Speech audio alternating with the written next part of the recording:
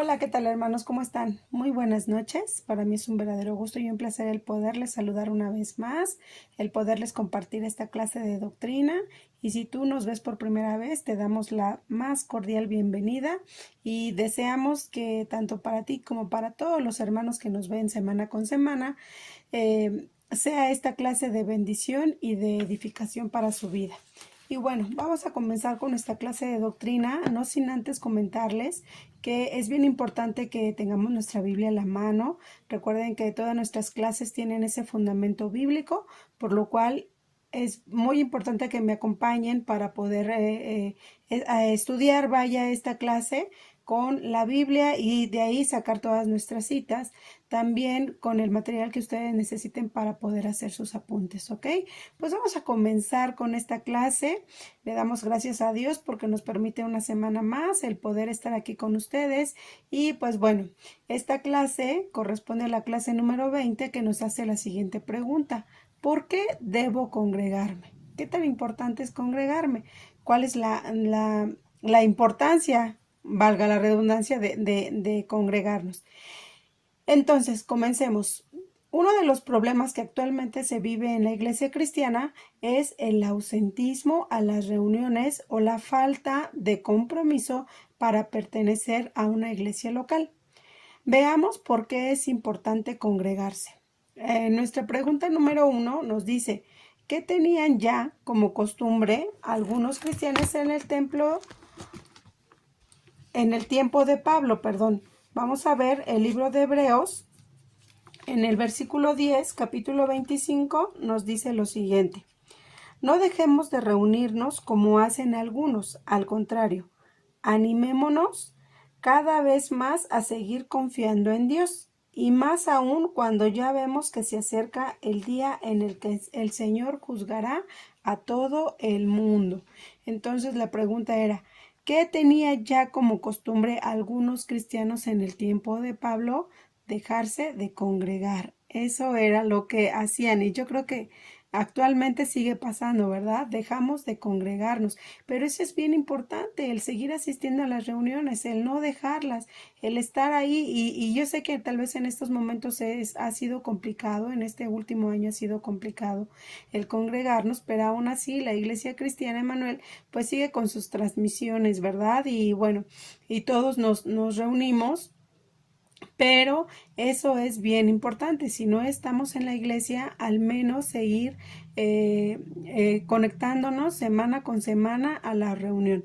Eso es bien importante y más aún importante por lo que dice aquí en ese mismo versículo. Dice, y más aún cuando ya vemos que se acerca el día en que el Señor juzgará a todo el mundo. Entonces también es por eso importante, porque también sabemos que una vez congregándonos aprendemos y conocemos qué es lo que Dios quiere para nosotros y para nuestras vidas. Así que es importante congregarse, ¿ok? La pregunta número 2 dice, ¿quién está cuando más de 2 personas se congregan? Vamos a buscar en nuestra Biblia en Mateo 18, versículo 20. Y nos dice la Biblia, porque allí donde 2 o 3 de ustedes se reúnan en mi nombre, allí estaré yo. O sea, aquí nos dice eso, que donde 2 o más se congreguen en su nombre, ¿quién va a estar? Pues desde luego va a estar Jesucristo, ¿verdad? En medio de nosotros. Debemos declarar que Dios es omnipresente, omnisciente y está en todo lugar y sabe todas las cosas. Pero su presencia solo se manifiesta en ciertos lugares. Uno de ellos es donde la gente se congrega de corazón para buscar su rostro. Aquí hay algo bien importante, dice, cuando la gente se congrega de corazón, de no ir por ir, sino verdaderamente tenemos que ir a la iglesia con ese sentir de buscar la presencia de Dios en nuestra vida. Y desde luego que esto que nos menciona la Biblia, que donde 2 o 3 se congregan en su nombre, Él está ahí. Si todos vamos con esa disposición de buscar y sobre todo encontrar su rostro, Él se va a manifestar en la iglesia, ¿verdad? Él va a estar ahí con nosotros y nosotros vamos a poder vivir esa experiencia con Él. En la pregunta número 3 nos dice, ¿dónde nos habla el Señor? Eso lo vamos a ver en Hebreos, en el libro de Hebreos. Ayúdenme a buscarlo. En Hebreos 2:12. ¿Qué nos dice Hebreos 2:12?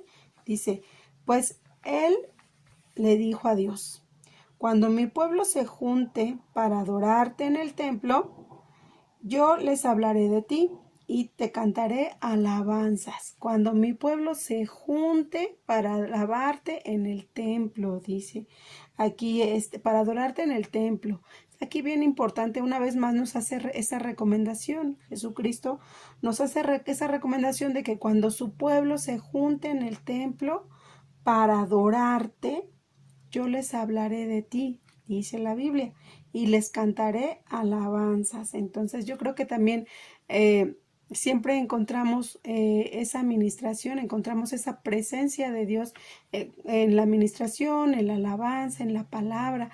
¿Por qué? Porque también Él nos los dice aquí en la Biblia, que si, cuando nosotros nos juntemos para adorarle, Él nos hablará de Dios y también dice que cantará alabanzas, ¿verdad? Entonces aquí es donde encontramos la respuesta a lo que en ocasiones nos sucede cuando estamos en la iglesia, ¿no?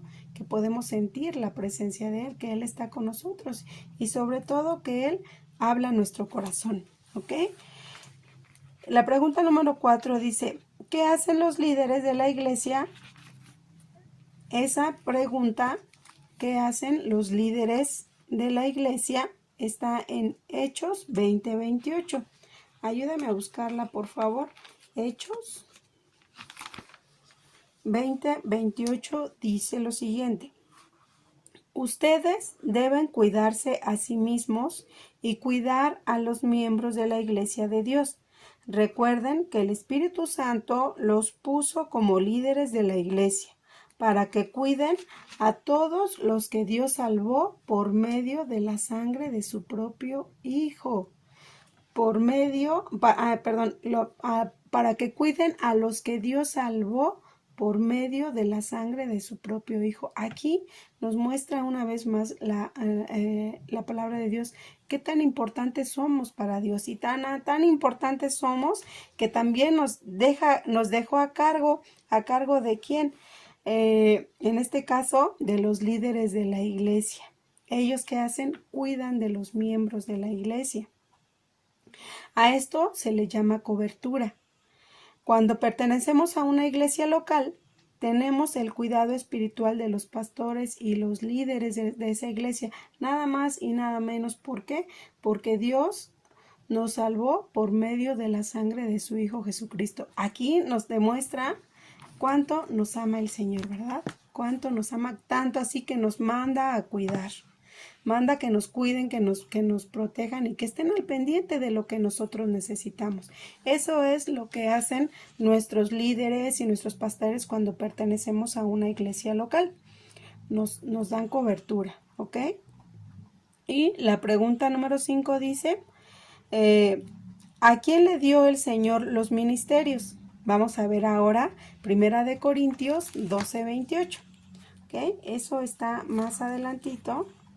1 Corintios 12:28 nos dice lo siguiente. En la iglesia, Dios le dio una función a cada una de las partes. En primer lugar, puso apóstoles, en segundo lugar, profetas, en tercer lugar, maestros. También hay algunos que hacen milagros y otros que tienen la capacidad de sanar a los enfermos. Algunos ayudan, otros dirigen y aún otros hablan en idiomas desconocidos. Pero cada uno de nosotros, cada uno de ustedes, dice la Biblia en el capítulo 27, cada uno de ustedes es parte de la iglesia y todos juntos forman el cuerpo de Cristo. Así que, ¿a quién le dio el Señor los ministerios? Desde luego que a la iglesia, ¿verdad? Nadie puede ejercer un ministerio o un don espiritual o sí, un don del Espíritu, si no es parte de una iglesia local. ¿Por qué? Porque al final de cuentas estos privilegios solamente son para quienes pertenecemos a una iglesia, ¿verdad? Dice, esto es bien importante conocerlo, así que el pan es para los hijos. Si tú quieres disfrutar de eso, tienes que pertenecer a una iglesia local, ¿ok? Y bueno, en la pregunta número 6 nos dice, ¿cómo podremos estar capacitados para servir? También eso es bien importante. Bueno, ¿y cómo lo vamos a obtener? Porque también servimos a través de nuestros ministerios, servimos también a través de nuestros dones, pero ¿cómo nos vamos a capacitar? ¿Cómo vamos a obtener eso? ¿Cómo vamos a aprenderlo? Vamos a ver qué nos dice el libro de Efesios en el capítulo 4, versículo 11 y 12. Nos dice lo siguiente. Él fue quien les dio a unos la capacidad de ser apóstoles, a otros la de ser profetas, a otros la de ser evangelistas y a otros las de ser pastores y maestros. Estos son, es muy importante. De hecho, hizo esto para que todos los que formamos la iglesia, que es su cuerpo, estemos capacitados para servir y dar instrucciones. O sea que yo entiendo aquí que la iglesia es como nuestra escuela, ¿verdad? Donde vamos a poder desarrollar y aprender a hacer, y sobre todo, aparte de desarrollar y aprender, aquí es donde Dios nos va a dar, donde Jesucristo nos va a dar esos dones, esos talentos, esos ministerios. Porque dice que nos va a capacitar para servir y desde luego nos va a dar instrucciones. Así que, ¿cómo podremos estar capacitados para servir? Pues siendo instruidos en la iglesia. Ahí es donde verdaderamente lo vamos a aprender a hacer. Como les digo, esa es como nuestra escuela. Por ejemplo, en la comunidad cristiana de Manuel tenemos a la Eli, ¿verdad? La escuela de liderazgo, donde paso por paso vamos aprendiendo cómo llegar a ser líderes. Y desde luego que una vez que vamos aprendiendo, también vamos desarrollando esas capacidades, esos talentos, estos ministerios que Dios nos da. Y sobre todo ahorita es muy fácil el que nosotros podamos pertenecer o aprender porque las clases son en línea. Entonces, también eso es bien importante y si tú nos estás viendo por primera vez, pues déjanos por ahí un mensajito y te damos toda la información de cómo puedes asistir a estas clases, ¿ok? Entonces, ¿cómo podemos estar capacitados para servir? Siendo instruidos. ¿Y cómo lo vamos a hacer? Pues desde luego asistiendo a la iglesia, ¿verdad? Ahora bien, leamos Primera de Timoteo 3:15. ¿Qué nos dice Primera de Timoteo 3:15? Nos dice, por si acaso no llego a tiempo, así sabrás cómo debemos comportarnos los que pertenecemos a la iglesia, que es la familia del Dios vivo. La iglesia sostiene y defiende la verdad. ¿Okay? Fíjense, aquí hay algo bien importante. Ya para concluir, congregarnos en una iglesia local y comprometernos es parte de la naturaleza del verdadero cristiano. O sea, el ser comprometidos, el saber que es nuestra responsabilidad el ir a la iglesia, el estar presentes, el poder cumplir con lo que nuestros pastores nos piden, tal vez nuestros líderes, el estar ahí presentes también es parte de la naturaleza de un verdadero cristiano, pero también yo lo llamaría como responsabilidad de un verdadero cristiano, donde aprende la doctrina cristiana, como la que hoy estamos trabajando, como la que hoy estamos formando. Es formado para servir y experimentar la presencia de Dios. O sea, fíjense qué tan importante es seguir estas transmisiones de doctrina, el asistir a la ELI, a la escuela de liderazgo, el reunirnos todos los domingos, tal vez como ahorita es complicado porque debido a lo que vivimos actualmente no podemos